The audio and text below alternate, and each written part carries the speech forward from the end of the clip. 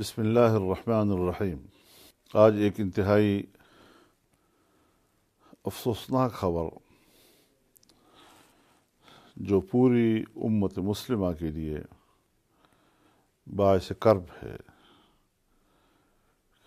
New Zealand میں دہشت گردوں نے جس طرح مسجد میں جا کر معصوم نمازیوں پر جمعے کے دن جمعے کی نماز کے لیے جمع ہونے والے مسلمانوں پر فائر کھولی ہے، اور جس میں 20 لوگ جام شہادت نوش کر چکے ہیں، سینکڑوں لوگ زخمی ہیں، اور ایک مسجد کے بعد پھر دوسری مسجد کی طرف جانا، اور پھر اس بات کا پورا اہتمام کیا گیا ہے کہ وہ خود اس کا ویڈیو بھی بنائیں۔ تو ظاہر ہے جی کہ کسی کو توقع نہیں تھی کہ نیوزی لینڈ میں بھی ایسا ہو سکتا ہے، کیونکہ نیوزی لینڈ کے بارے میں شہرت یہ ہے کہ وہاں پر دہشت گردی یا ٹیررزم جو ہے وہ 0 درجے کا ہے، یعنی معدوم ہے۔ لیکن اگر وہاں واقعہ ہوا اور اس طرح کا واقعہ، تو ظاہر ہے کہ اس نے خود نیوزی لینڈ کے اوپر اور یورپ کے اوپر ایک بڑا سوالیہ نشان، کہ اس سے قبل بھی ڈنمارک وغیرہ میں یا کچھ اور یورپین ممالک میں مسلمانوں کے مساجد پہ حملے ہوئے ہیں، مسلمانوں کے مساجد میں مسلمانوں کو شہید بھی کیا گیا ہے، جلایا بھی گیا ہے۔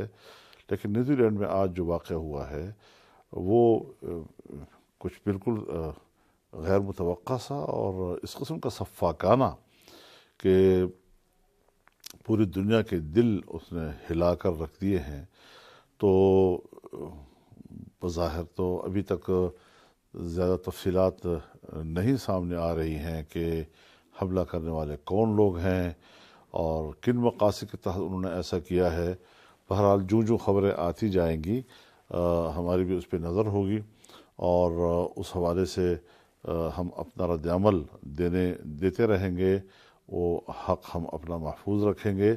لیکن تاہم ہم بین الاقوامی برادری کے ساتھ، اقوام متحدہ ہو یا سلامتی کونسل ہو یا جو بین الاقوامی انسانی حقوق کے ادارے ہیں، ان کا فرض بنتا ہے کہ وہ اس کا نوٹس لیں۔ جو ایمنسٹی ادارے ہیں ان کو اس کا نوٹس لینا چاہیے کہ کیوں کر آخر مسلمانوں کے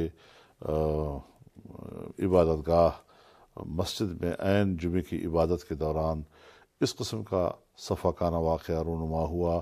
ظاہر ہے کہ یہ ایک منظم انداز کے ساتھ ہوا ہے، جس کی بڑی منصوبہ بندی کی گئی ہے، پوری پلاننگ کے تحت ایسا ہوا ہے۔ تو کیوں وہاں کے جاسوسی ادارے اس سے ناواقف رہے ہیں؟ کیوں اس طرح کی منصوبہ بندی کا کوئی راستہ نہیں روکا جا سکا ہے؟ یہ ساری چیزیں جو ہیں وہ ایک سوالیہ نشان ہیں۔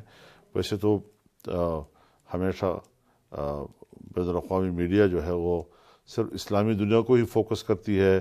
اگر اسلامی دنیا میں کوئی ایسا واقعہ ہوتا ہے تو اسی کا نام دہشت گردی رکھا جاتا ہے۔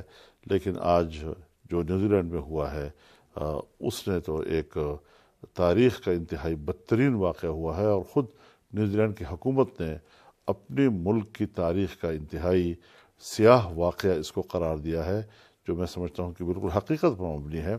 لیکن یہ کہ ایسا کیوں ہوا، اس کا راستہ کیوں نہیں روکا گیا، اور اس پر بین الاقوامی اداروں کا رد عمل کیا ہوگا، وہ اس حوالے سے کیا اقدامات کریں گے، یہ سب وہ سوالات ہیں کہ جو اس وقت تک ہمیں اس کے جواب کا انتظار رہے گا۔